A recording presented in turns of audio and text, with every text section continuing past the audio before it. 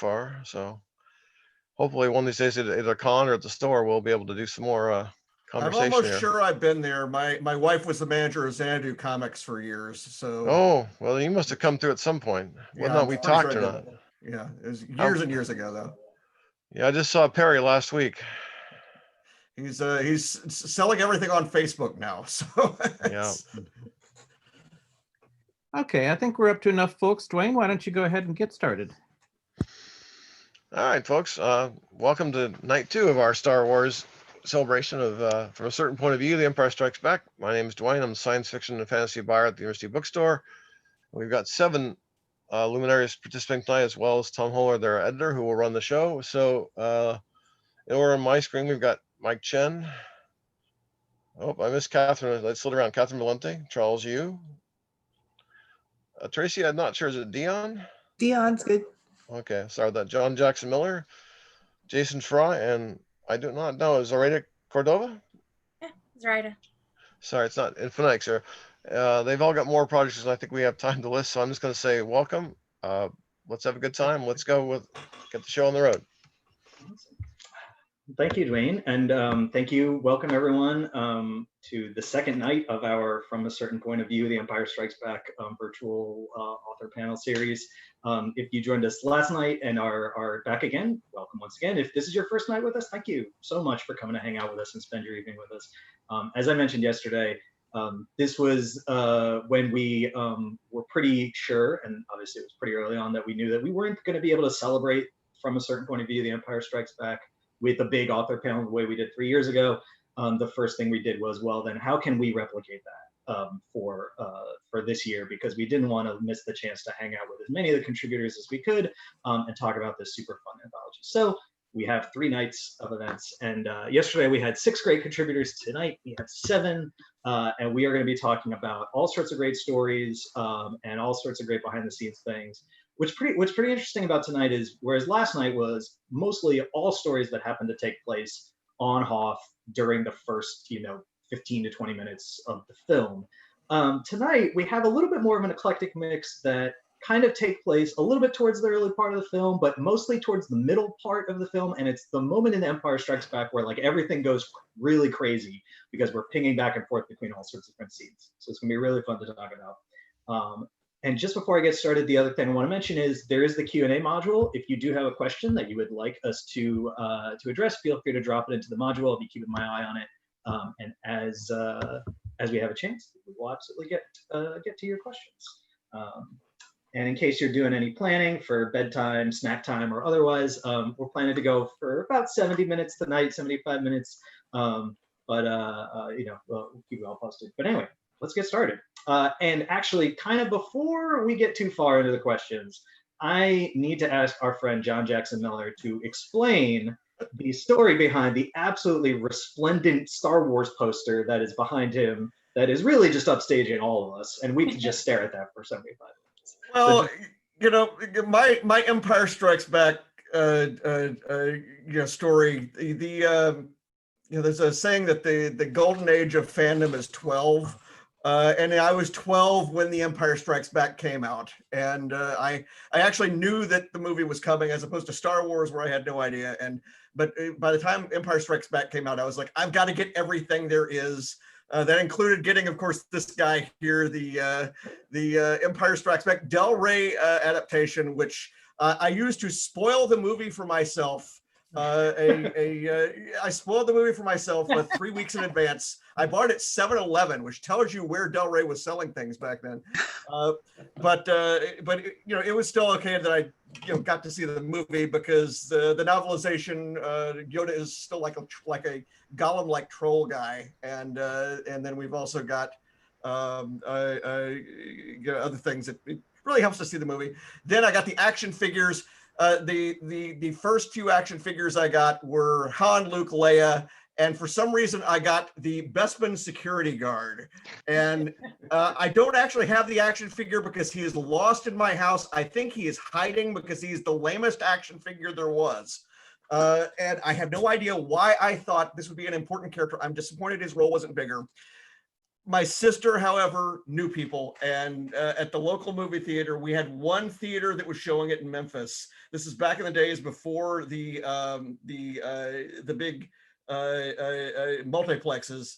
The Park Theater, 850 seats, and she knew somebody, and so the poster came home with us.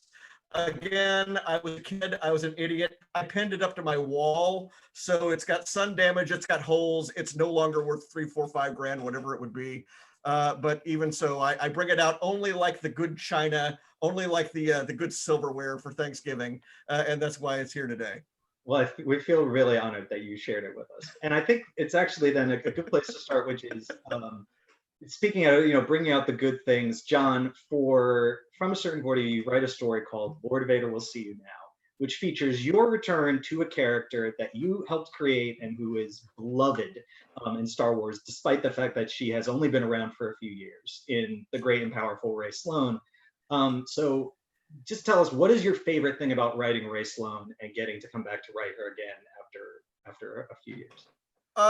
She was a character that I created for New Dawn, where I wanted to sort of establish what it was like to be a member of the Empire who was not evil and not incompetent.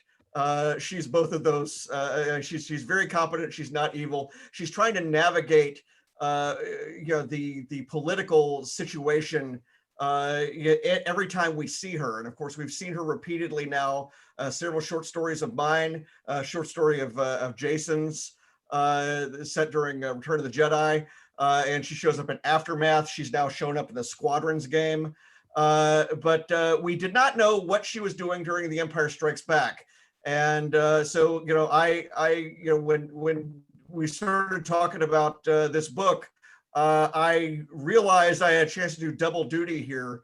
I could bring back Ray Sloan, and also I could go touch on the space slugs, which, again, one of my little trivia things is I got to actually name the space slugs back in Knights of the Old Republic years ago. Exogorths, which I think was based on, I was trying to come up with something Lovecraftian. But Catherynne, I was glad to see her story because she actually got to elaborate a lot more on these characters. But anyway, yeah, there is a Knights of the Old Republic Easter egg in this story, and again, Ray, we see her at this pivotal moment. It is a very, very dangerous time to be an Imperial officer, and the worst thing you want to hear is the words, "Lord Vader will see you now." Well, the one hallmark, the hallmark, I mean, if there's many things, but the real hallmark that you know for certain that Ray Sloan is competent and valuable is that she is one of the few Imperials who actually can survive being demoted and promoted various times, because most people, you get promoted until you don't, and then that's the end of the road. But she actually gets to go up and down the Imperial ladder a little bit. Yeah, I had realized that we were doing the story, and I realized that she gets bumped up to Vice Admiral by the Rebels comic book series, the Kanan series, and I didn't want her to be an admiral now, and so we figured out a way to do it in the story, and so yeah, she will have had just about every rank insignia that there is before it's over. Gotta collect them all. It's like Pokemon badges.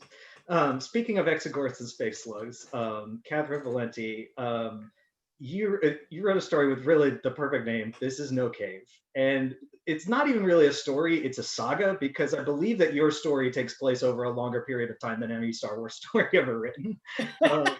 And you tackle, as John noted, the story of the space slug and the Exogorth. And what I love so much about your story, and this is true of so many of the stories in the anthology, but it's especially true of yours, I think, especially too for people coming into it given the subject matter, is how deliberately and seriously you treat the character of the space slug as a fully realized character. So I'm curious to hear, what was the secret for you to building out the story of the space slug? Well, it's kind of what I do. I write a lot of fantasy and science fiction that has a basis in folklore and mythology. And I particularly love to tell stories from the points of view of the monsters in them. So even from the minute I was asked, I was like, all right, well, I'm not doing a human. So what's left in Empire? Because there's fewer aliens in Empire than either A New Hope or Jedi. So I mean, in some sense, it was meant to be. I told my brother I was doing it, and he said, "Okay, did you pick the Yeti or the slug?" Because it is so very much my jam. But taking things aggressively seriously is also just a big part of my aesthetic, like doing ridiculous things seriously. And I knew that I could make people love this space slug, that maybe I could make a few people cry over this dumb puppet. And I was so excited to just get a chance to try, in very few words really, to give it a bit of a culture, to give it a real scope. Like you talk about the length of the story, and it crosses billions of years. And I really wanted to do that. I wanted to give a sense of the greater, Star Wars universe and how vast it truly is and how many stories it truly contains. So in so many ways, it was a very me kind of story, kind of character to pick. And I was so excited when it gets to the part of the story where it's sort of delving into this imagined future for Han and Leia, and even Ben Solo, and this other way the story could have gone. That was my favorite part of writing it, because I grew up, I think I was Leia for the first time when I was 4 for Halloween, and I was Hoth Leia. So like Star Wars has been just part of my life, and Empire has been part of my life for so long. And to be able to, officially write those characters and say, a tiny thing about Carrie Fisher, and just express all the things that I had felt, and then put it in the gigantic mouth of an Exogorth.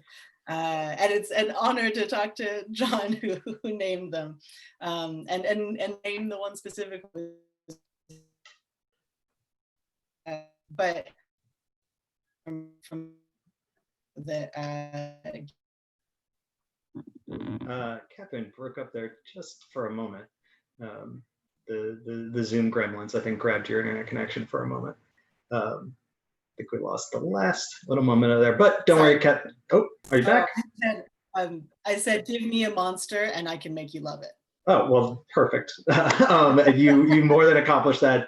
I could say we definitely got many messages yesterday and into today being like, I can't believe I'm sitting in this room crying about a space slug. And it's like, yeah, we've been doing that the last 6 months. It actually feels pretty good to cry about the space slug, all things considered. So we now shift then from one of the stories that takes place over the longest portion in Star Wars storytelling to one of the stories that takes place over the very shortest. And Charles, you and your story about the doomed Admiral Ozzel, in your story Kendall.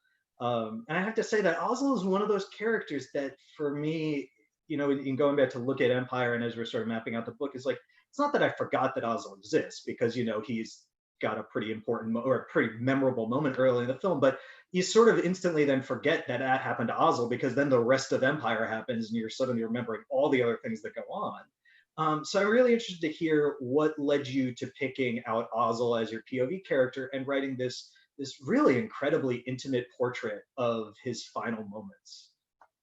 Yeah, thanks. I without naming any names, I've been thinking a lot lately about people that are complicit in watching as watching evil, basically. So or watching what was it like to be on the to be there right next to it for that long? What is it like to sustain a career basically just in fear constantly? And so that was interesting to me. But I also was, I'll be honest, incredibly anxious about touching something that is so revered and that people know so much about. So I thought, how do I shrink it so that I can't mess anything up? And the way to do that is to put it in like a millisecond worth of time, or whatever, maybe a few seconds worth of time in someone's head. And then it won't be falsifiable. So so I did that. And, you know, I think that the other part of what I was trying to do, to sort of steal a page from what Catherynne said, I think I, you know, in my own way was playing to what I do, which is I enjoy taking the forgotten about character. I mean, this is the premise of the book, of this anthology itself. So when I got the email, I was already excited. But you know, finding someone who, you know, the chance to look through this POV was exciting to me because he's a human being at the end of it, you know, or you know, he's now grown all these layers of being, you know, what it took to become an admiral. But somewhere in there was the boy who it started with, and so I was interested in telling that story. It's really effective, and you know, the title as well. Not to kind of give, I'm not going to give away anything about the story for those of you who haven't gotten through it yet, but a lot of the titles in this book hit hard, and they hit hard especially after you've read the story. And this is one of those that really, like, this story's called Kendall. Who in Star Wars is called Kendall? I don't know. And then you read the story, and you're like, wow. So that one stuck with me for a while. Speaking of titles that sort of stuck with me, Tracy Deonn, you wrote a story with probably, at least in my opinion, I think it's got the coolest title in the book, just because the word is so cool. Virgins. It's just like that's an awesome word. That's a Star Wars word. Like that is Really a great word. And it's one of those funny things that, you know, the story is called Virgins. It's about the cave on Dagobah. And when this project first began, among, you know, the people on the Star Wars books team, even among, you know, people who we'd be talking to when they first heard this project was going to happen, there's so much of like, somebody is going to step up and try to do the cave on Dagobah. It's going to happen, right? Like it's sitting there. Somebody's going to try to do it. And not only did you step up to do it, but we're so up to the challenge. But I want to know what to you was the key to cracking the story of not really just writing the story of the cave on Dagobah, but you're kind of essentially writing the Force as a character. So what was the key to all of that? I mean, well, the very first sort of key to it was acknowledging that y'all were letting me do it. Like actually, like stepping into that space of writing the Force is like no small thing. So once I got an email that was like, yeah, that sounds great, do the cave, I was like, oh my gosh, no, I have to do the cave.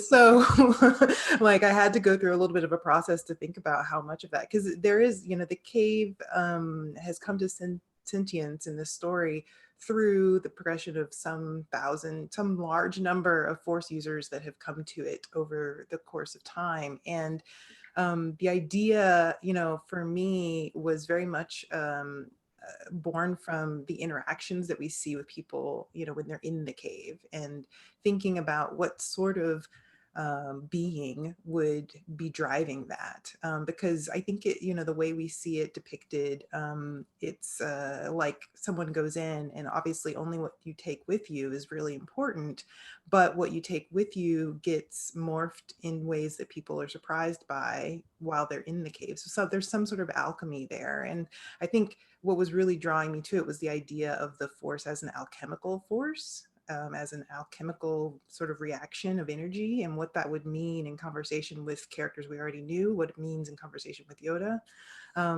So once I got to that place and thought, okay, well, something's happening here, and what sort of narrative thread could I put together to help explain some of how that operates when someone walks in? Because only what you take with you is such a Yoda thing to say, but it's so much more than that.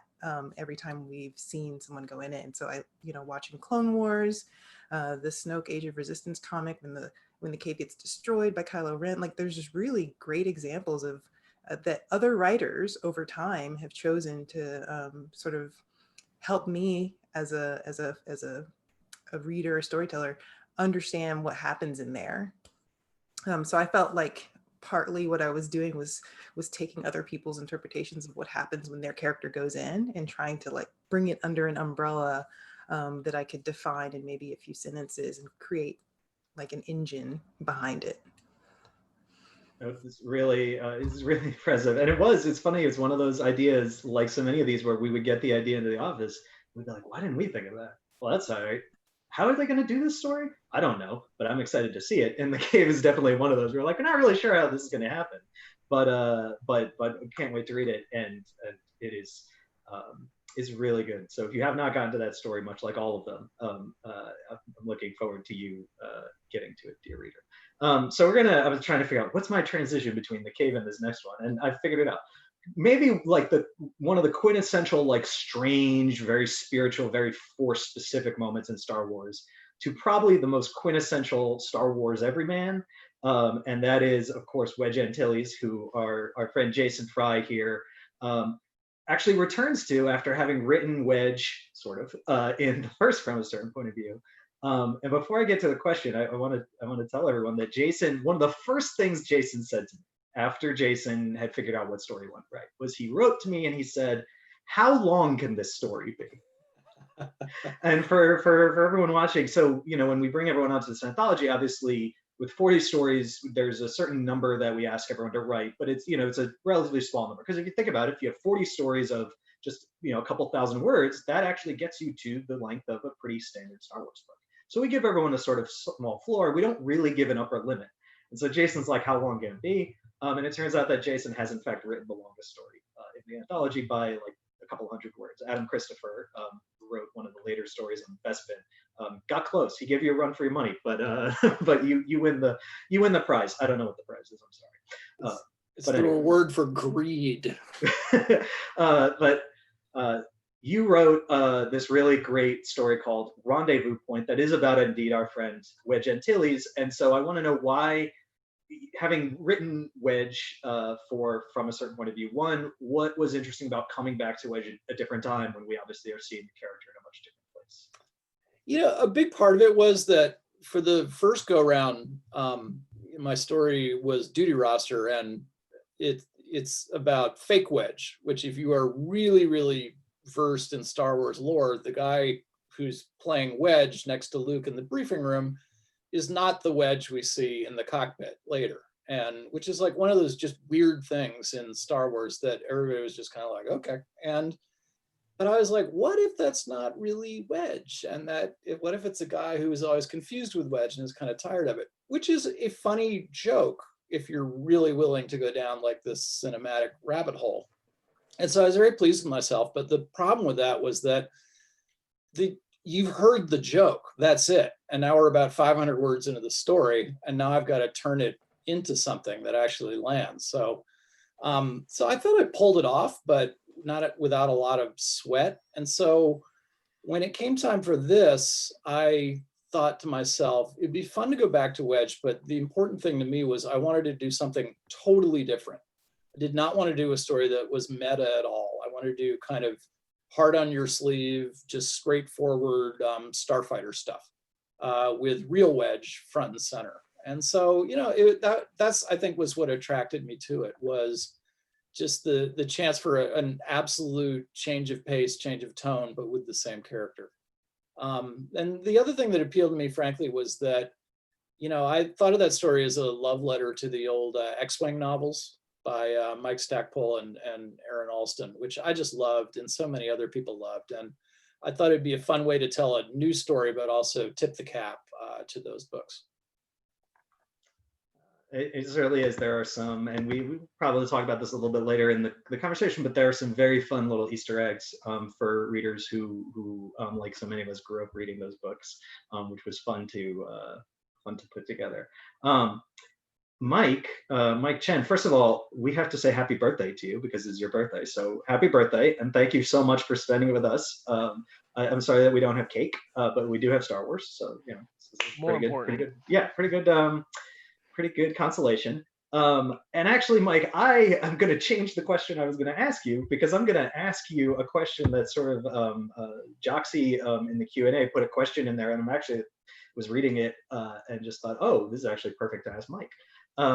So Joxy's question was, and of course you wrote a story about the singular scene that we see Emperor Palpatine in The Empire Strikes Back. And so Joxy's question was there ever a moment when you were submitting your pitch, you were submitting like, this is what you want, where either you felt or I felt, you know, the people you're sending to were, wait, you want to write about what? And the reason I'm pointing the question at you is that was very much the case, because we went through quite a few potential options for you, and then you settled on Palpatine. So tell me about the process of deciding that the Palpatine story is what you wanted, and then the feeling of when you got the answer back about exactly what you wanted to do with Palpatine. So I remember you sent over a short list and you said like there might be a few others, but you know, why don't you start ruminating on this? And I was thinking, what? No one's picked Palpatine yet. How is that possible? And then when I started thinking about it, I'm like, oh, probably because it's going to be really, really difficult to do that. And selfishly, I thought like, you know, I may never get another chance to write Star Wars ever again. So if I'm going to do it, I'm going to try to make my mark in canon with something pivotal. But I figured, you know, there's no way they're going to let, you know, a relatively new writer, someone who's new to writing Star Wars, especially, do something like this and define such an important moment. So I think I sent you 4 pitches. I think Palpatine was one. 5, was it 5? Wow, I don't even remember all of them. Like one of them was like the protocol droid who swears at C-3PO. Yes. One of them was the technician who is sitting behind Ozzel, and I can't remember the other ones. So I thought like I was happy with those other ones, like, and I remember telling you like I'm fine doing those, and I have a backup plan, and I can hit those other ones because that's kind of like most of my books are like these slice of life in like greater science fiction drama type of stories. But I really would like to do Palpatine if everyone would buy off on it. So I was completely ready to just be like, that's my dream. It's okay. It's like it's floating out there right now. It's like Schrodinger's from a certain point of view. You know, it's like if I don't know that it's not going to be accepted, then I can just hold on to it. But then you said yes, and I kept waiting for Lucasfilm actually said no, or like, you know, they don't like your pitch, or like it's too pivotal, you can't do it. But it's in print now, so and Sam Witwer did the audio, so you can't take it from me now. No, everybody loved the pitch, and it was everybody loved the pitch, and everybody was like, immediately I was already thinking like, oh man, this is going to be a lot of fun. And it was definitely one of those, wait, he wants to do what with Palpatine? And it was it's super exciting to see it come out. And last but not least, speaking of super exciting, Zoraida, you pick Boba Fett, who, you know, pretty good choice, given I don't know, some of the potential excitement around his armor and other such things in the last few weeks. So excellent timing, excellent foresight through the Force. But what was actually kind of really interesting about you choosing Boba Fett, aside from the fact that he's a character that you have some experience with, is that Boba Fett is one of the few from a certain point of view characters where you actually had to make a choice and a decision about what scene you were going to write about. Whereas, you know, most every other character in from a certain point of view, you really don't have more than one scene. You know, if it's the Exogorth, it's really one scene, the cave is really one scene, et cetera, et cetera. So I'm interested in, given that you had a character who had that much breadth in the movie, how did you go about choosing what you did, which is obviously the fabled bounty hunter scene for wait for it? Yeah, I think that first of all, I'm so excited to see everybody. But when it came to Boba Fett, specifically in all of the scenes that he has in Empire Strikes Back, I think this is where I really just wanted to get in his head, because now he's an adult. You know, I feel like we've seen him so much in the Clone War renditions, and in I got a chance to just write a snippet of his dialogue in the reimaginings of the Clone Wars stories of Light and Dark, which was for middle grade.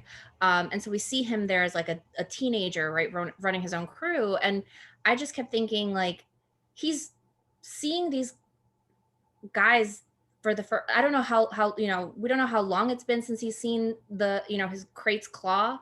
And they're all together again, and like what's going through his head. And there's so much action that happens in this movie that I sort of wanted to slow down and sort of just get in there and just figure it out, because everything else is, you know, he's claiming his bounty, and for a moment I considered, like, what about like a Weekend at Bernie's with the Carbonite Han Solo, right? Like, but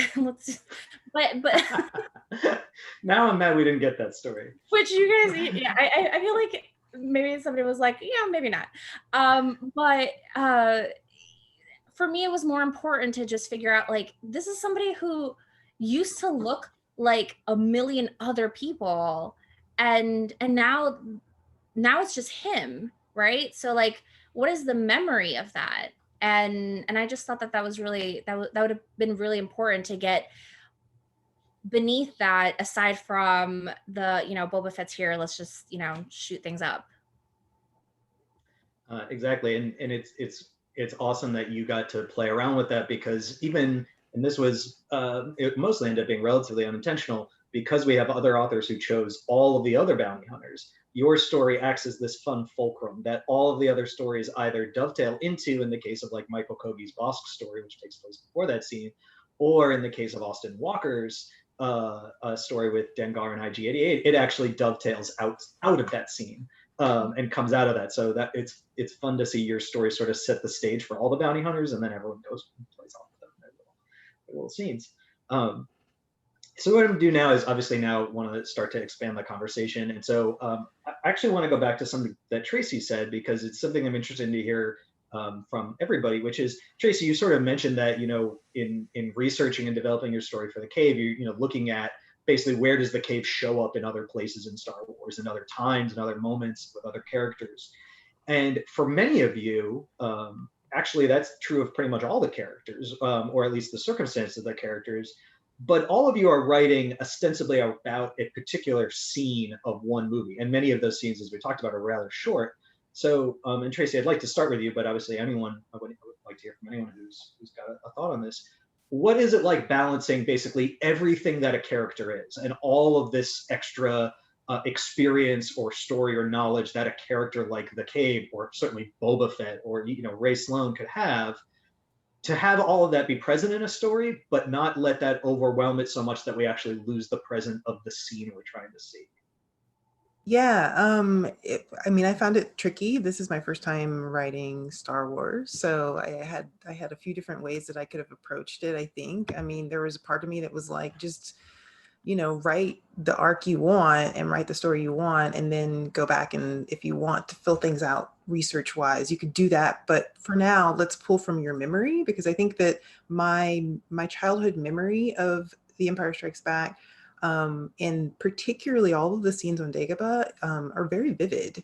And they're, I was drawn to those scenes as a little kid who liked the dark stuff, and who really loved the doubling, where we have, Luke looking at himself underneath Vader's helmet. Like, I really was fascinated by that. And so I think I really, I started from a place of childhood Tracy being obsessed with a certain moment, a certain feeling, and having certain questions, and going from there. And I knew, adult present mind Tracy wanted to track the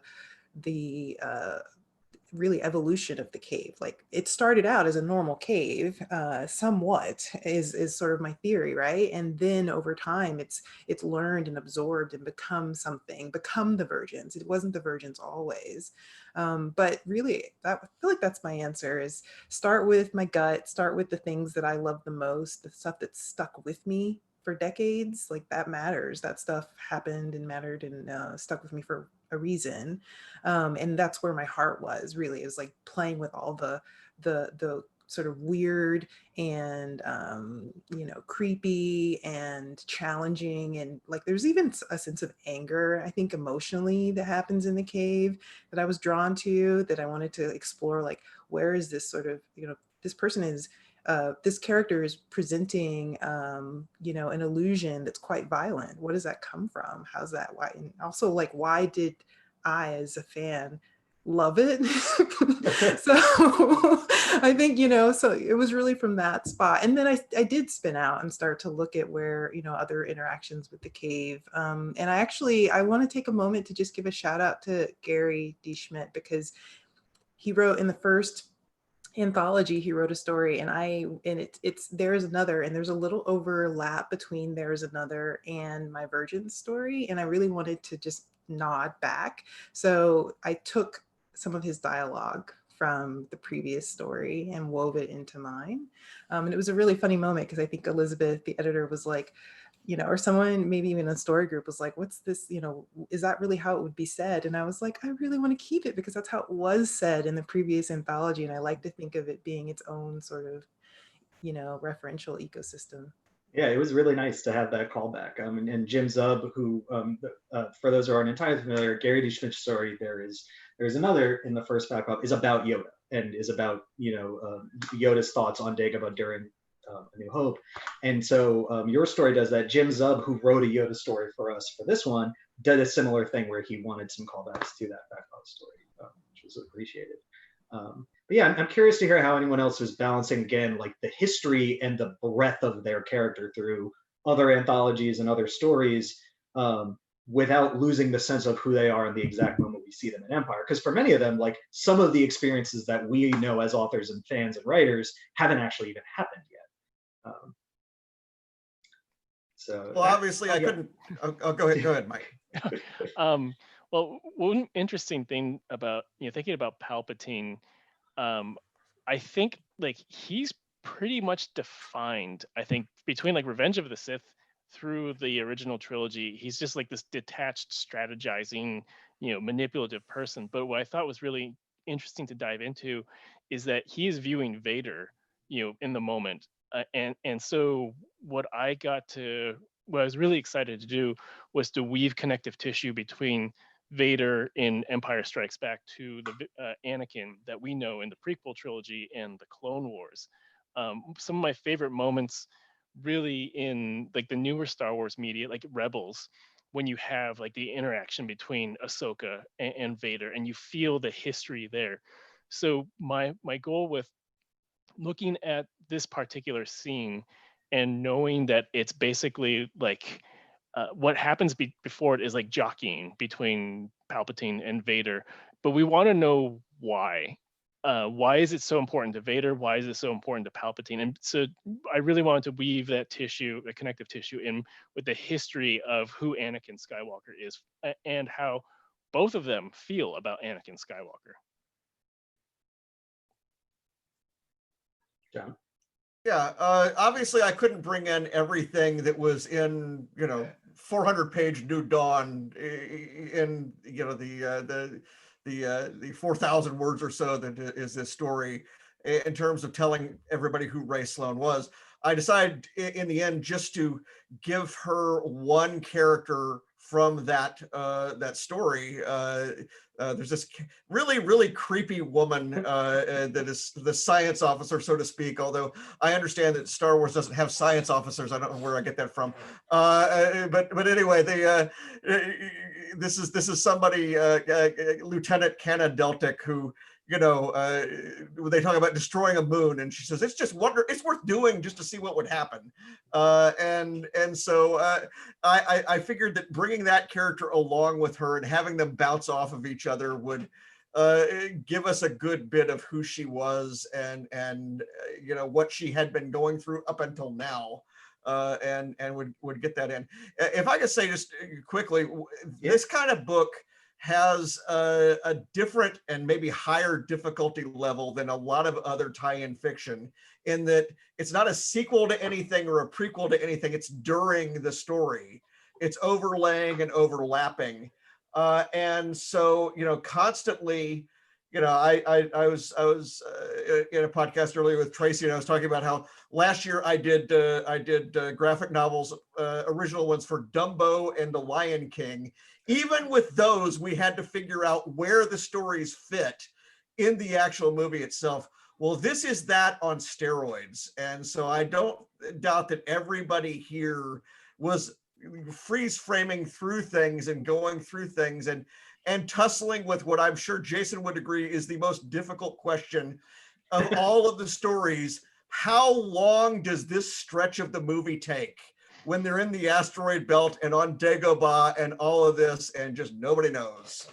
Yeah, it's a wonderful thing that we have an extremely exacting timeline of exactly how much time everything in the Empire Strikes Back takes. I actually joked at one point in the office, I really hope that we just get 40 stories that just claim that Empire takes 40 different amounts of time, and that we just let it all go. But Jason, actually, it's good that John mentioned that, because I'm interested about this kind of question, but specifically for your story, because as you sort of mentioned, you're not just layering in the history of this character Wedge and what he has and will go through to, but also the kind of almost meta history of the character having been around so long and being in the hands of so many different creators. How do you make sure that how does he make sure that your story doesn't just become like an Easter egg fest, which is fun in its own right, but isn't a story in the same way that a cohesive narrative is? Yeah, no, it was interesting because my starting point was actually kind of leading me in the wrong direction. Like, I was very excited about some of the pilots he picks, the ones who live, you're going to see them again in Return of the Jedi with some of the same call signs, in fact. And that was kind of satisfying to OCD fan me, but it's exactly what you're saying. It's a roll call of Easter eggs, which is not a story. And what I hit on, and I was glad I found my way to it, was that I was very conscious of Wedge, not only who we see in Return of the Jedi, but because this was a love letter to the X-Wing books, but to that character from that series, in the sense that people had of him there, as well as in the comics, etc. And what really unlocked the story for me was that, I wanted to get that moment where Wedge has to answer this call and is kind of struggling with it.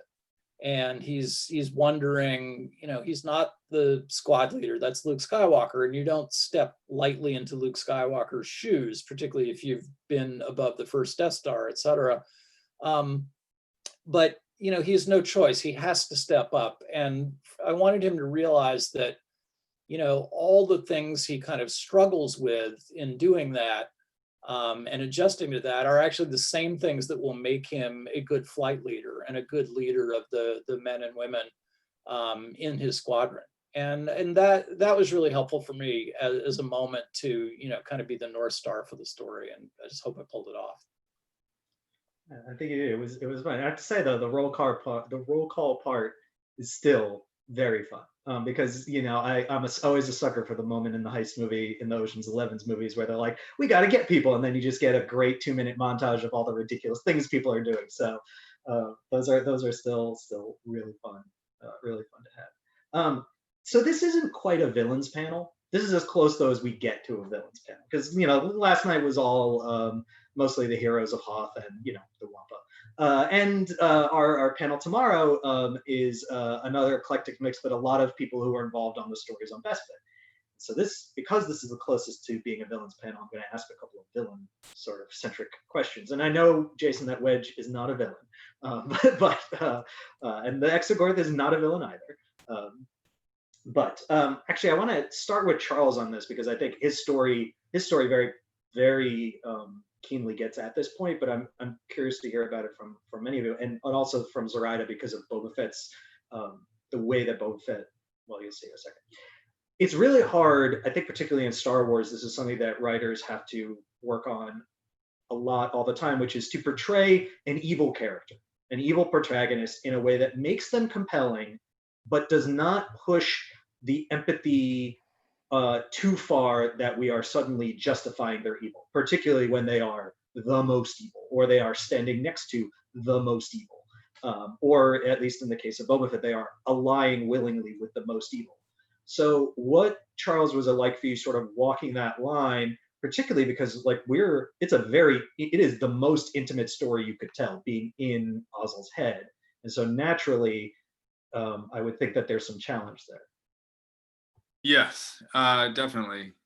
You said it already, Tom. It's the conflict between, as a human, I'm judging this person, this character. As the writer, I can't judge this character in that same way.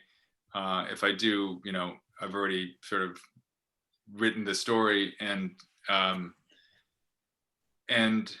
the way I sort of navigated it was, I think, a little bit with tone. I think I started off in a lighter place.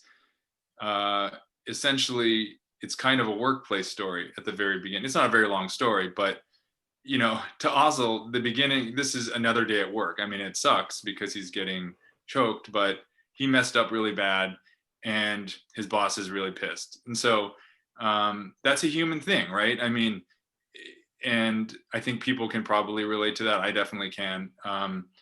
And to him, you know, I don't think he walks around thinking, I'm evil, I'm evil, I'm evil. How do I do more evil? He's thinking, he's got a career, he's got an ego, right? I mean, he's an admiral. He's got a huge ego. He's got rivals. He wants to do good at work, and he turns out to do real bad at work. And so that's how I started. You know, I humanized him through, his kind of ego and ambition. And I think I let the results speak for themselves. For in Ozzel's case. Yeah, Zoraida, I'm interested particularly about Boba Fett as well, because, he's willingly aligning with Darth Vader, which makes you evil by default. But, especially because, again, you have spent so much time with the character, and we have known Boba Fett since he was a child. How do you walk that line between, balancing the empathy that we might have for Boba Fett versus, like, well, he's taking a bounty on a human life and going to hunt someone down and toss them into carbonite? Yeah, I mean, I think that's the tricky question, right? There's like this middle area, which Aphra is also in line with Darth Vader, and we love her, and I think that people in the galaxy, they sort of just do what they need to do to survive. Like, when you're under Imperial rule, what do you do? Like, one of the questions that I wanted to answer is like, dear Boba Fett, why are you like this? You're as a kid, you watch your father get killed by the good guys, and then you're raised essentially by the scum and villainy of the galaxy. So what's your actual path to being an adult? What do you actually do in order to survive when you don't have anything else to fall back on? And that's why I kept wanting to go back to why Boba Fett is the way he is. And I think that, that could take books on its own. But I did want a glimpse on the idea that, like, Boba Fett always gets his bounty, but for why? What is the thing that drives him, right? It's not just credits, and it's not just survival. Like, he could just set up shop in some planet and just live out the rest of his days, but he keeps doing what he does. And I think that with characters like that, going back to sort of trauma, really lets you see and empathize with the things that have caused them to be this way, right? Like, when we got to glimpse Anakin as a young boy and as a teenager, and then as like the man that he became, right? Like, we empathize with Anakin so much more when we see where he came from, as opposed to like just knowing him as Darth Vader. And that's the thing that I think that Star Wars is doing so well, is like giving us the behind the scenes and just sort of more about these characters that have become sort of iconic for being a very specific way, right? Like this man with this armor, but who is he really underneath? And the Clone Wars did that so well. So I think it's just expanding on those glimpses that we get to see of him. Anyone else? Because Tracy, you're also writing essentially. I mean, it's not that we have empathy necessarily for the cave, though. I think you sort of do by the end, because you sort of realize that the story is so much about the impact the cave has on other people, but we come to find the impact that has been mirrored back onto the cave. You talked about mirroring. You're not really trying to make the cave a hero, but how do you think about building empathy for a character that is so steeped in the dark side and has basically, I think you have this great line where basically the dark, like, it chooses the dark side as its color almost, because people just say, oh, it's the dark cave or it's the evil cave. Like, great, cool, that's mine, I own that now. Yeah, I think that came in one of the later drafts, because I wanted to get this sense that the cave is, obviously it's stuck on a planet and it doesn't know about all of the wars in a sense of like sides. I think that the cave is sort of experiencing it through other people's memories, if that's what they bring in with them. But I love this idea of growth. Like, I think it's important to, in this case, I needed to show that the cave was progressing. And so quite a bit of the story at the first sort of third or half takes place before Empire. And so sort of charting over time, the cave coming into awareness of like, what is time? What are memories? What are emotions? Like, it's learning that through other people. And I think that that's where some of the empathy gets built, because we're seeing it come into its own as a being. And then Yoda appears, and we get to see the cave interact with Yoda and meet Yoda for the first time, which to me felt a little bit like those moments in Empire when Luke meets Yoda for the first time. Like, what do you think about Yoda when you meet him? In this case, the cave says something like, he's not as old as I am, but he's very, very old, recognizes that this is a being that's come to him with a lot of experience compared to other people. So I think that there's, that progression. And then when the cave sort of gets, I think cut down is a really strong phrase, but I feel like that's the energy of it. It sort of gets brought down to size by Yoda at the end of the story. And I think I knew that was always going to happen. I knew that if I had to put these two beings together, that Yoda was going to continue to be his clever self and his 5 and 10, 12 steps ahead self, but also reflecting on moments when that didn't work out. And I really love the idea of us aligning with the cave and feeling some sense of power, and then being humbled watching it. But our humility is almost like a recognition. It's a familiar, like, of course, you are a part of a bigger story, but in this scenario, Yoda's the one in charge. And that feels familiar or something. And so, yeah, I hope that there's empathy. I hope that there's a sense that the cave has had an experience under a millennia of evil, and it didn't have a choice. And it learned from what it could. And I think that actually resonates a little bit with what Zoraida's saying. We're talking about beings that have been so immersed or submerged even in a way in sort of the bad. And if that's where you learn and grow, then I think we can sort of empathize. Well, and I'm actually really glad that you brought that up, because it actually also dovetails really amazingly with what Catherynne is doing with the Exogorth, which your story, Catherynne, is so much about growing through loneliness and building empathy, but growing through literally just the like physical connection of beings. It's, the Exogorth bringing the Minox into itself, and then bringing the Falcon and Han and Leia. And so I'm really curious, all this sort of fits into, I was going to ask a question about writing about the Force, but I actually think that we could probably broaden that to the idea of writing about the Force, or just these larger cosmological forces that are at work in Star Wars in a number of ways. And Catherynne, your story is a really great example of kind of talking about the Force, or talking about the same themes as the Force, without necessarily constantly using, as you, I believe, wrote, a small word that meant very large, a small word for small mouths that meant very large things. What does it mean writing about the Force, or writing about large cosmological aspects in Star Wars? Like, is it challenging? Is it fun? Is it particularly engaging in a way for you? Because your story centers around this awesome, the journey of the road of all moons piece.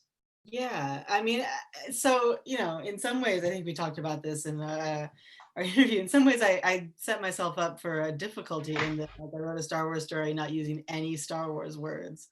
I don't use the word Force. I don't use any of the character names.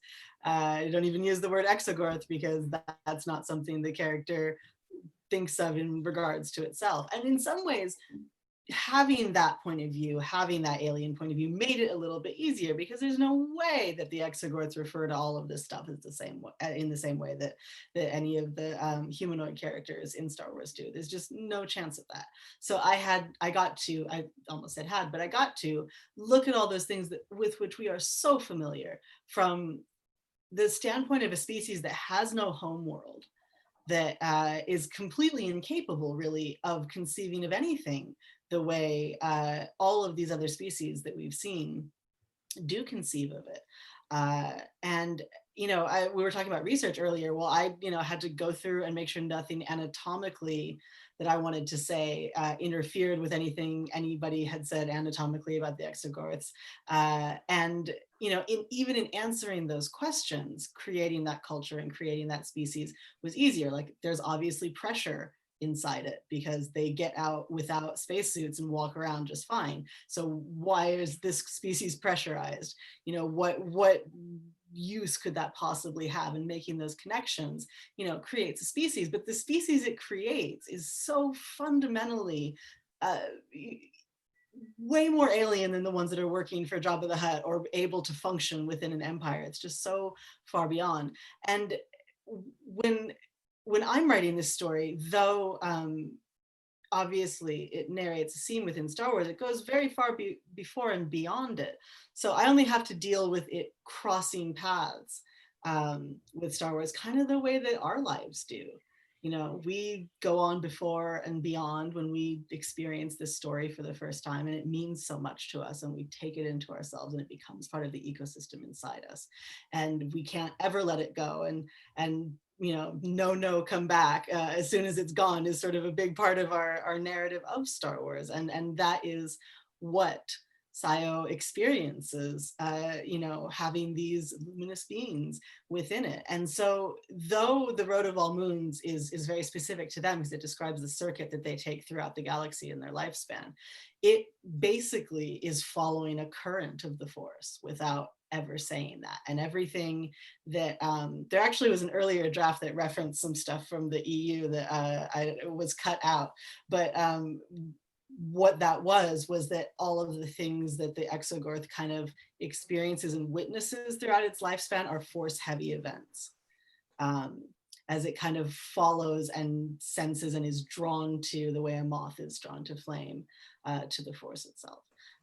So I just took a huge step back and tried to think of what it would be like to encounter the Force for the first time. There's no schoolyard for an Exogorth to learn things in. They experience things, and tried to build around that. And one of the great things about an anthology like this is nobody's picking this up who hasn't seen Star Wars. Like, fans are going to pick up what I'm putting down. There's probably nothing too obscure to put in one of these stories that somebody isn't going to be like, ah ha ha, that is my fandom. So I was able to sort of reference from the outside all of these things that are so deep within us. And I think that when you do that, when you're talking about folklore and mythology and all that too, if you can call it something else, but people still recognize it, it hits them in a different way. So people hear, may the Force be with you, and it's a meme for May 4th and all that kind of stuff. But if you can hit it from a different angle, then it becomes new all over again. Yeah, one of the best examples you have of that is you describe Han Solo as the man who constantly sounds like he is mocking but is not. And you could take that sentence out of hand to anybody, like, who is she? Who is this person talking about? That's Han Solo. Mike, I'm curious about your thoughts about writing about the Force, because you're not just writing about the Force in your story, you're writing about a Force vision, which is like, it's just like all the rules go out the window because it's a Force vision. So like gravity goes out the window, all the rules go out the window, but also, does that create more pressure or more challenge for you because you now suddenly there almost are no guardrails at all anywhere in terms of where you could take it? So there's two parts to this. Like the way Palpatine, the way I wrote Palpatine, like experiencing the Force, and you and I talked about how like this is very unlike how the Force is usually described. And there was a conscious effort to make it kind of like the polar opposite of Yoda's luminous beings speech. So, and there's even a line in there where he mocks the Jedi for like thinking the Force is luminous in there. And for Palpatine, he's seen it as like the first. I'm a very visual thinker when I'm trying to imagine these things, and so I'm literally thinking in my head that like Palpatine sees the Force like ocean waves in like a night sky, and he's trying to like use the Force to harness this chaos in there. And then the vision itself, it's because we're looking at Palpatine and we're looking at the identity of who is at the heart of Darth Vader. And it's you throw the general rules of logic and physics out the window, because you're really just like, what does Darth Vader really want? And the answer came pretty simply from that. It's like all these threads that have been planted throughout the prequels, throughout A New Hope, and through like what we know of The Empire Strikes Back. It's pretty easy to like to bring those together into this Force vision. And so it's more about like the uncovering of that and seeing it like visually, being able to see like this is what is in Vader's head, this is what Palpatine thinks of it, and to like kind of surround that by like just this really violent use of the Force that we don't really get to see because we're always with the Jedi, who are always about like peace and calm, and Qui-Gon Jinn like meditating, before he fights Darth Maul. I wanted to go for something that was the complete opposite of that. You sort of balance that really well. It does feel a kind of complete opposite of a lot of experience we've had with Palpatine, while feeling so core to who the character is. I want to sort of take a half step back a little bit towards everyone thinking a little bit broadly about how they approached this anthology. And I imagine that many of you probably researched not just your scene in Empire or your character, but perhaps the entire film or a large swath of it, or if you were, like Mike, if you were kind of balancing multiple pitches at one point or multiple story options. And in exploring Empire and in building your story, was there anything about the movie that you picked up on that you were like, wait a minute, that was surprising to you, perhaps even the 5th, 10th, 20th, 30th, 50th time that you have watched this thing? Because I know that for me working on the book, I know for a lot of the other contributors that there were all sorts of things that just popped out to you. And so I want to hear from the group if there were things that came out to you that you were like, I've watched this movie 30 times, or I've seen this movie since I was a kid and I'd never noticed X about Empire, other than the fact that nobody knows how long it takes. Well, the time thing, but also like the uniform thing. Like I think Story Group corrected the colors of the uniforms that the Imperials wear, because they look a certain color on screen, but they're actually not. And so that that's like a very small part. But when it came to research, I think that as soon as I get a project, I go research crazy, and I just get everything on a subject that's available to me. So I think I've already, I had already watched the Clone Wars and things like that, but I just went back and did like Boba Fett's greatest hits almost, just to keep going back to my why you like this question. But I think there was when we're in the astrofield, there's a moment where I watched this movie since I was a little kid, and I didn't realize how many ships were actually in the scene. And so I feel like my very first draft, I wrote everything like it was just like on a single Star Destroyer. Yes, that was actually something. You are not the only person who did that. That the Star Destroyer that we see, they're not necessarily on the Super Star Destroyer all the time. We're actually seeing multiple bridges, and so characters actually move between them at times. Yes, you're not the only one that was something we had to tell them. They were like, wait a minute, what? There's more than one Star Destroyer? Yeah, there is. I laughed really hard when I went back and slowed down the first time, like when Luke goes into the cave. Yoda's just sort of sitting on like a log with like poking something, and it just feels I'm from the South. It felt very Southern to me that he's just like chilling. But what made me laugh is that, Luke's like, what's in there? Yoda says, only what you take with you. Luke's drawn to the cave. Yoda says, you don't need your weapons. And Luke's like, anyway, and takes his weapons in. And I don't know if it's just because I'm older now, but I remember being like, what is up with this kid? Like, he said you didn't need your weapons. Luke, you're doing your own thing. You're still being arrogant. And I wove that moment and my just like sort of fresh disdain for Luke's attitude into the cave's response, because the cave overhears that conversation in my story. And then when Luke comes in, the cave's like, this kid what? He thinks he can just come in here with his weapons and what, he's gonna fight me? And like, I feel like that energy would have never gotten there if I hadn't slowed it down and really thought about the fact that even in this moment, Luke is kind of defiant. And so it was like both forecasting and also backing up Yoda's initial concern about him in the first place. And I'm just like, the amount of times that I'm like, Yoda is probably thinking, this is what I meant. This is what I was worried about. There he goes with his weapons anyway. That's a really good one. It's a I was really Yoda's reaction. surprised Is really that, good. the Exogorth scene is, I mean, you think back on Star Wars and you think of that scene, and the Exogorth scene is like 3 or 4 scenes actually. It's cut up so much Yes. between other things going on, and I just had no reason to think about that before writing this. That it is not a continuous scene at all, and you really have no idea how long they spent in there. You know, speaking of the time issues in Empire, but it is so the actual scenes are so short and there's so little dialogue. Actually, when you because I had the script up most of the time. I rewatched the movie a couple of times in preparation, but mostly I had the script up in a tab, and I was really surprised at how many scenes that not just that one, but how many scenes I think of as one scene are not one scene at all. No, Empire Strikes Back gets absolutely mad with the scene and edit cuts, and I can absolutely tell you all that it played havoc with trying to figure out which order all these stories go in. Specifically because, like, you know, Catherynne, your story, it's like, well, your story could go almost be the second story right after Hoth ends, or it could be near the end of the movie, you know, or near to the end of the anthology.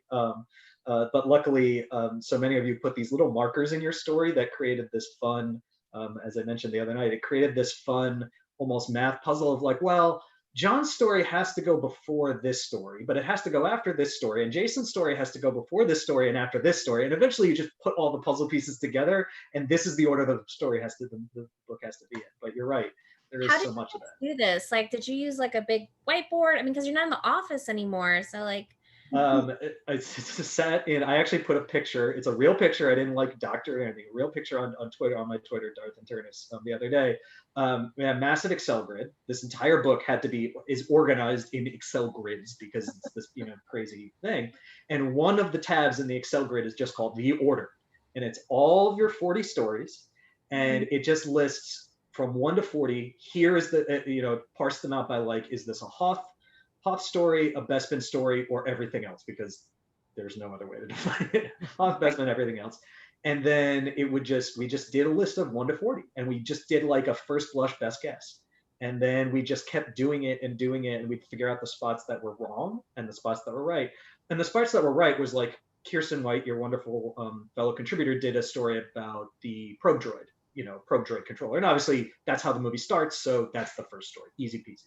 And then Tom Engelberger wrote a story about the Wills riding the crawl, and obviously because that was the last story, and from a certain point of view, it made sense naturally. Poetry, it rhymes, it should be the last story in this one.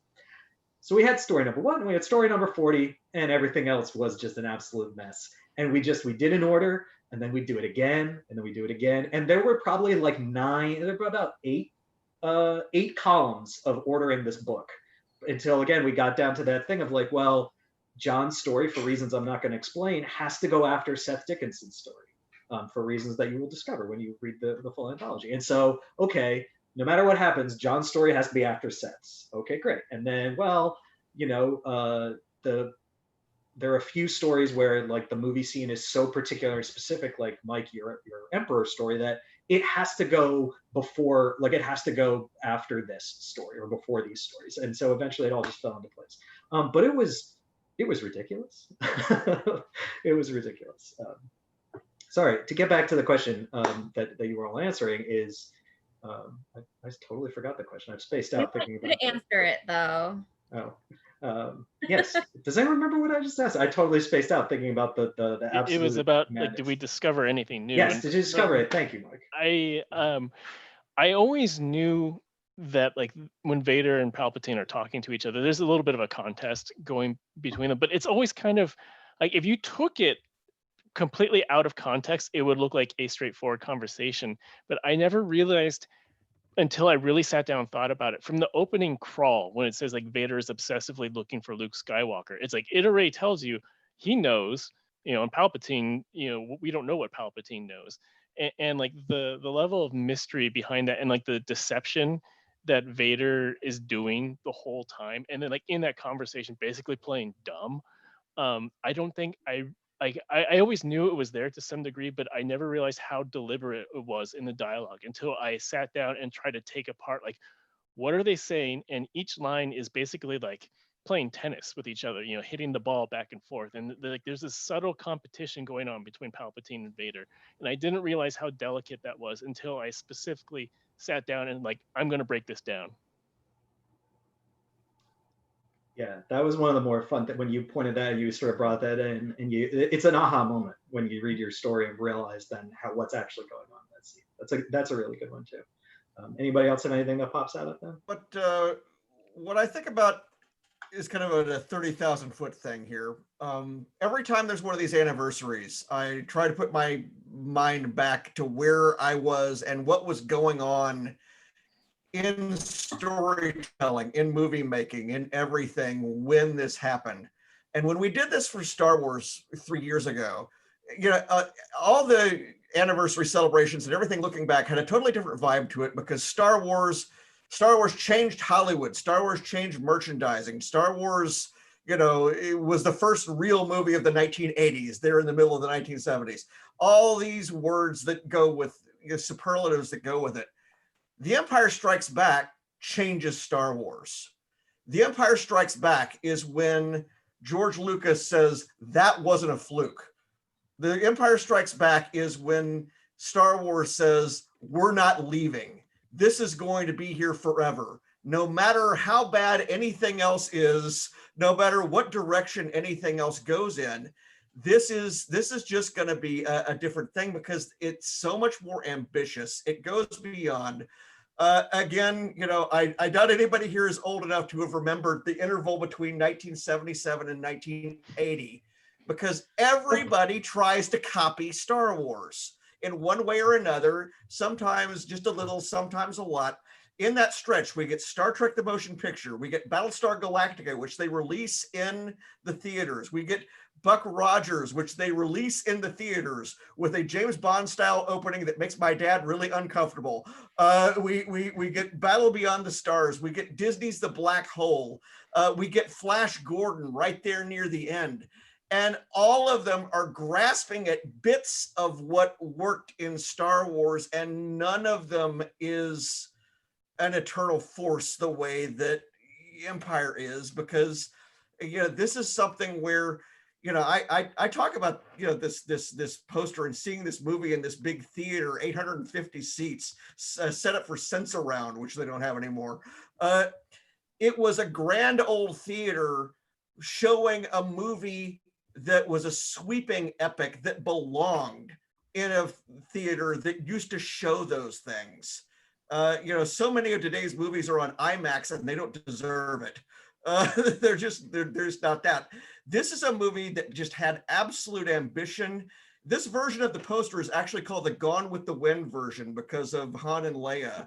And it was because, they aspired to, this is a movie that's going to fit in the arcana, or in the canon of big movies forever. And indeed, I think it is bigger than Star Wars in many senses. And I think it's certainly the biggest movie in the franchise. That is difficult to argue, especially when you just look at all of the ways that this movie has ingratiated the way that like every middle movie of everything now, even every like middle thing of everything, like every second season of every TV show is the Empire of that. It's like, oh, it's the Empire Strikes Back of that show. Yeah. Which makes a lot of sense. I guess it's the Godfather Part 2 of the Godfather. That's true, because the Godfather Part 2 has a few years on it. I want to give you all now a chance to, you can either from your own story, via, or from another story. I want to give you all a chance to tell me what your favorite moment or one of your favorite moments in this anthology is. Again, either maybe it's a a fun reference. Maybe it's a cool connection in either your story or anyone else's story. If you think it's something super spoilery, you can sort of be a little oblique about it. But Jason, I think we'll start with you. And again, you don't have to have just one. So if you're weighing multiple, but I want to hear, given that this is a project that we all worked on mostly in our homes under absolutely ridiculous conditions for the last 9 months. I want to give you a chance to talk about the things that have brought you joy with regard to this project. Oh my goodness, it's so hard because I mean there were so many of them. Like, I mean, each story felt like a little, X thousand word gift that you got to unwrap, and there was something in, it's funny when we were talking about noticing things in the movie that you've seen so far, that you've seen so many times. Like, I felt like every story was like that for me, whether it's something about the Emperor, or thinking anew about a way that Ozzel looked, or what Yoda's doing when Luke is in the cave, or the way Boba Fett walks, or the space slug, or thinking about Sloane and her career. I could do it for every single panelist. Like, there was some little something that simultaneously hit my pleasure center about Star Wars fandom in general, and also made me want to go back to the movie, which, I think is exactly what we were trying to do. So that probably sounds diplomatic, but it's not. It's just it's a really, really deep fans thank you to all of you and every single contributor who wasn't here. And I just, my hope is that we did our jobs and readers feel those same wonderful jolts, and then go, to Disney Plus or their DVD or whatever and fire up the movie. I really enjoyed just the way that the thing about these anthologies, everyone brings their own sort of Star Wars history to it. But then there are these moments where you also question, like, oh my God, they let you do that? Like, I texted Daniel Jose Older, and I was like, oh my God, they let you do that with his story Stet. And so thinking about, like, I never even thought about, it's like, what are the magazines and journals of Star Wars, right? Like, I know they exist, but what is this process, right? Because one of the things that we think about is the world keeps going, right? The galaxy is at war forever, but regular people still have to do regular things. And one of these things is something as mundane as, like, editing, a tell-all. So that was just so cool that we're able to have that, and Karen Strong with her character Jalen, and just sort of the impact of Princess Leia, like, that just, like, made me so emotional. Like, I can't look at Carrie Fisher on screen without, like, wanting to cry. So even that was just so amazing. That's really good. And Karen will actually be part of the group tomorrow, so we will get to talk to Karen about her story tomorrow for sure, which is going to be great. Anyone else have a favorite moment? Yes, Mike. So talking what Zoraida was saying about, like, you bring in, like, what you carry with you from Star Wars. I put in a very specific Easter egg to Matthew Stover's Revenge of the Sith novelization, which is one of my favorite books of all time. My favorite Star Wars book. It's beautiful in so many ways. And he has this metaphor, tiny spoiler, I guess, but he has a metaphor about how Anakin has, like, a dragon in his heart. And, like, it's based on this myth of sun dragons from Tatooine. And so in my Force vision, I reference that, and it's very specific because this ties into who Darth Vader is, what he sees Anakin Skywalker is, and what he fears. And just to be able to weave that little bit of extra connective tissue to something that's technically not canon anymore, but I know so many creative people who are involved with Star Wars, and just creative people in general, writers who adore that book. That was, like, my biggest moment right there, is, like, being able to reference the Revenge of the Sith novelization. It's a good reference. It is a good reference. Anyone else have a favorite? Oh, Catherine, go ahead. Yeah, when I was young, my favorite Star Wars book was Tales from the Mos Eisley Cantina. And I mean, in some sense, my favorite part was getting to be part of something that is exactly that. You know, all This those is the things that spiritual Rob- successor to those this is tales the of spiritual books. successor of that, you know, you read that book and you become attached to these characters that are on screen for a blip, and then you watch that scene again and you suddenly know everyone. They're suddenly all your friends, and to be able to be part of a project that performs that exact act, I mean, it's such an honor, but it's also such a treat, doesn't seem right, but like for the kid that I was, not just reading that book and enjoying the writing and enjoying the stories, but like the entire idea of you can go into something that already exists and pull out these little things and make it more. You know, I was like 11 when I read that, so that was really new to me. And I loved it. And my favorite part of my own story, I mentioned already, like there's a bit where the Exogorth just is like, I want to spare you the pain in your life, stay with me and everything will be fine. And it imagines a life for Han and Leia where everything is fine.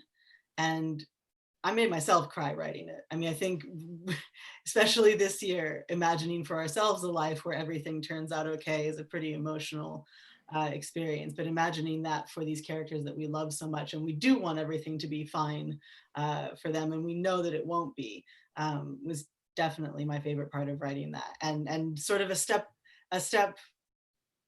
aside or up or beyond from Tales from the Mos Eisley Cantina, in that most of those stories do not intersect heavily with the actual plot going on in A New Hope, whereas ours all do.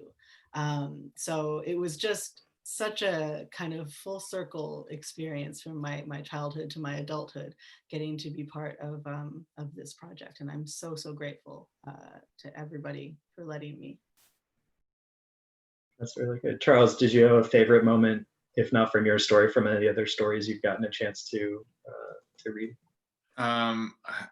My favorite moment was John Jackson Miller from about 5 minutes ago. When as Zoraida said in the chat, taking us to church, to Star Wars church. That's true. I was like, wow, I just want to get up and run out of the room. You know, people don't go to comic book and science fiction movies to see a movie. They go to church. They go to hear the word preached to them by a different person each time. But yeah, go ahead. That was really, I actually haven't read all the panelists. I read Catherine's and I loved it, and I can't wait to read everyone's. I just got my contributor copy, but yeah, this is just such a, as Catherine said, it's so weird to be talking about something. You know, Star Wars, I was born in '76, and Empire was the first movie I saw in the theater. I don't remember it. I remember being very scared, and I think I saw also Popeye was probably a 1980 movie. That wasn't a double feature or anything, but those are the two I remember when I was, you know, it was my age 4 year. So very, very weird to be 40 years later and be sitting here with all of you. So that's great. I will tell you the funny thing that I noticed, and many of the team members, the wonderful team who helped make this book real, was, you know, you all talked about that so much of your stories is what you each bring to Star Wars from your own experiences, the books, the other parts of Star Wars that you loved. But it's this funny thing where even though there was very little coordination between any of the stories, aside from like, well, you know, Charles is writing Ozzel, so we can't have someone else write Ozzel. And, oh, you know, okay, John, your story and Seth Dickinson's have some overlap, so we just got to circle a square on a couple of sentences here. But when you start to read all of them, you actually see that sometimes the Star Wars nerd hive mind just works in very symmetrical ways.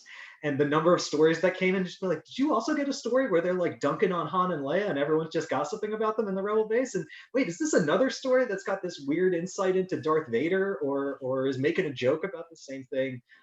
Like I'll give everyone a little special Easter egg, which is read Charles's Ozzel story, read Christy Golden's Veer's story, and Beth Revis's Piet story. Just read those three as their own group.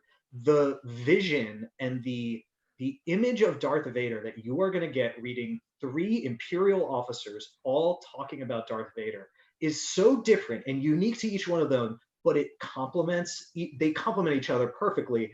And that was not something that was intended. And the fingerprints of that are all over this book. It's super cool to watch, seeing it, all come together from 30,000 feet up. That's just one of like a bunch of very fun little like mini anthologies you could read and get these very fun themes playing around with each other.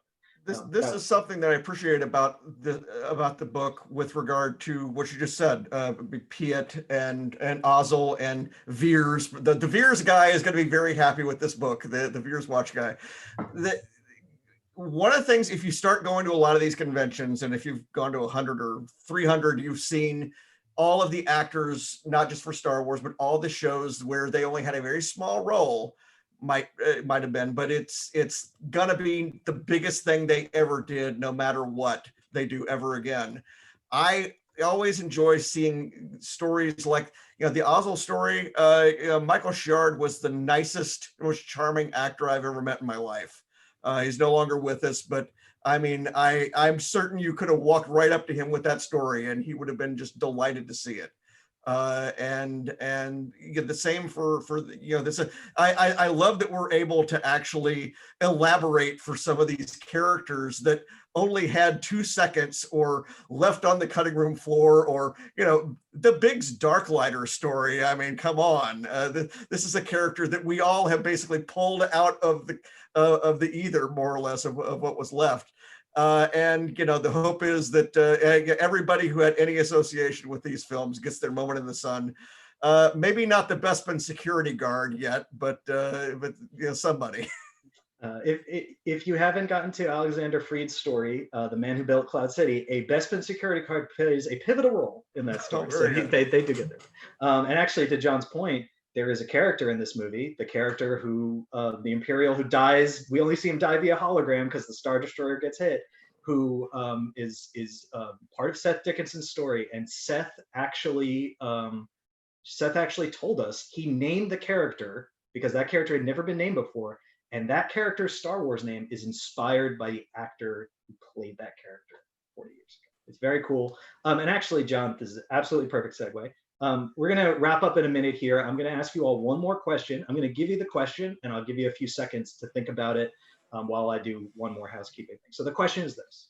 If there were to be a third, from a certain point of view, returns in 3 years, and if you had a chance to write for it, and what character would you want to write? So everyone think about that for a second. I want everyone's, first thing, no promises or anything like that, but, just want to ask the fun. Also, if I remember back 3 years ago, Pablo asked this question at the first Big Pack Pop panel, so I figure I should carry that forward. But anyway, the little housekeeping tip for everyone while they think is, so tomorrow, obviously, we'll have one more event, 6 more authors, a really great group. It's going to be a whole lot of fun. So obviously, your access to tonight, you will have access tomorrow as well. You'll get a code tomorrow. The other thing is, and I've put a link to it in the chat. You may have seen this online or may have seen it yesterday. We actually did one other little special thing for all of you regarding From a Certain Point of View, which is we recorded a podcast, a limited podcast series, which is in fact an author commentary to this book. Think of it as the absolute perfect after show to the From a Certain Point of View experience. So what we did is we sat down with all of the contributors who want to participate. That includes everyone you're watching right now, all these wonderful people. And we did 15-minute episodes where one of them would sit down with one of the members of the Star Wars Books team and talk for about 15 minutes in depth about their story. And these conversations go behind the scenes to the full editorial process that went into each story, all the Easter eggs and references. They are very spoiler heavy. We talk about all the big twists and turns. Mike, why did you decide to do that with their story? And what about this reference? And oh my God, the last line, So once you have a chance to read this book, if you want to dive in more with any of these stories, you should check it out. It's going to start this Thursday. We're going to release the first 10 or so this Thursday. We're going to do a batch or so a week until probably the end of the month. By the time Thanksgiving rolls around, they'll all be out. They're absolutely free. They are so much fun, and they basically do what we did here. If you enjoyed this conversation, it's just more of that. It's just more of that. It's so much fun. So anyway, now that I've done all of that, I would like to hear, what would be just, again, you've had about 30 seconds to think at it. Who are you writing for Return of the Jedi? Mike Chen, we'll start with the birthday boy. Who would you want to write? So I'll give two answers. One, I would love to return to Palpatine and try to claim him as like my character. If I can't do that, I think it would be fascinating to have Ahsoka watching from the world between worlds when Vader decides to return to the light side and become Anakin Skywalker again, and then eventually dies. So, because I have such heart for Ahsoka.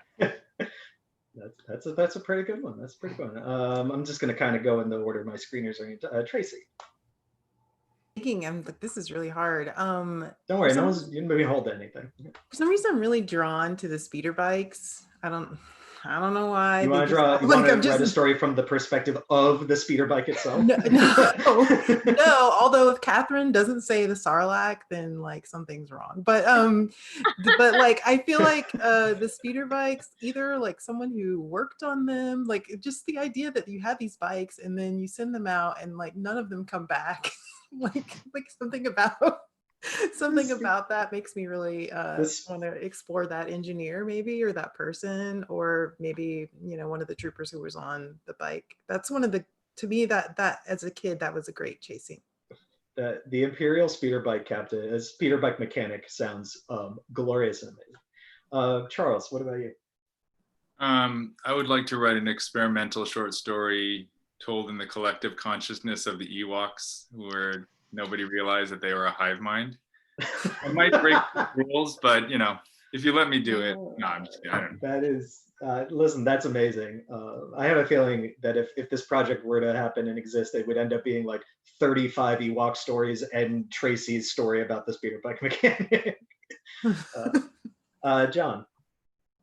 First of all, let me say, if the titles of these books get any longer, we're never going to fit them in a hashtag.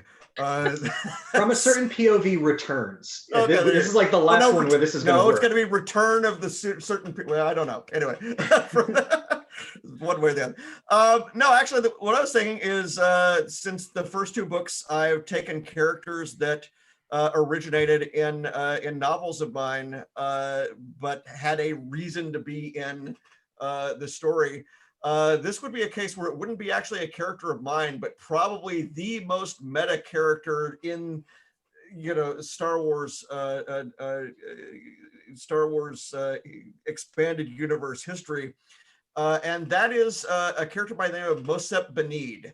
Mosep Benid appears in Kenobi. He also appears in Canto Bight, the story I wrote for that. And he is Jabba the Hutt's lawyer. And he's his accountant. He's sort of the bean counter. He's the arranger, and he originated in the comics that Marvel did back before Jabba the Hutt was going to be the giant slug. They drew Monkey Jabba, this little monkey guy, and in the comic book, and it was just some random actor that did it into the acting, and they ended up not putting Jabba in there. But Marvel took the character and went with it, and then Pablo in the role-playing games went with it, and then I took the character and went further with him, and now he's in canon in Canto Bight. And as long as he's in canon, he needs to be walking around the sail barge with a calculator going, okay, this, we're going to lose money here. We're not going to. As a former accountant, John, this story speaks to me on a very spiritual level. And anything I can do to proliferate. I think it would be a blast. Jason, what about you? I mean, there's obviously a Wedge story to be told again if you just want to circle that square. Yeah, it'd be hard not to do a third go round as Wedge, trilogies being what they are. But as always have a plan B in doing this. And I think my plan B is a not bad one. In the outtakes of all the pilots they shot for Return of the Jedi, there's this kind of odd great aunt character who kind of sits in the cockpit and they feed her the lines, and she's got this kind of look on her face like, what am I saying here? But she rolls through it. And I think it'd be great fun to take that character and just totally invert everything she is in the popular imagination, because she should not be a figure of fun. She should be something unbelievably awesome. And that'd be a blast. That's really good. I also have half a mind, Jason, that we just suggest that your Ray Sloan Levers of Power story, which is, Ray Sloan at Endor, simply just be copy pasted into the book, if for no other reason that it's an awesome story. Oh, thank you. I'm all for that too. And also, it's really long, so you'd be able to keep up with writing a really long story. Zoraida, what would a first blush for you be? Or first You know, I know you said like there would be 35 million Ewok stories. Look, When I there can be. when I was little, I thought Ewoks were Ecuadorian because I'm Ecuadorian, because one of their words is a curse word in Ecuadorian Spanish. And so I was like, oh, Ewoks are Ecuadorian. No, but I think I would do Shara Bay, just because she's there, right? Like she's not in the movie, but like Yeah, she's around. yeah, she's around. Like, where does Poe Dameron come from? Poe Dameron's mom, yeah. Yeah, and just I think that like some of the stories of the people we don't get to see fight, I think would be really interesting. Even though from the first SACPOV, I feel like I've done 2 bounty hunters already, so whatever. No problem. That sounds pretty good. Catherynne, what about you? Would you want to do the Sarlacc? It sounds like they're mounting. It comes immediately to mind. We all thought it. That would, but as we say, plan Bs, yes, the Sarlacc comes immediately to mind. But when I was a kid and I played with my action figures, there were not a lot of girls in Star Wars. So I used to pretend that the Emperor's Royal Guard were girls under the cool red armor, that it was this badass warrior women, and they had to hide themselves because of the patriarchy, and so I would be really tempted to try and make my childhood action figure fantasy come true. That's pretty cool.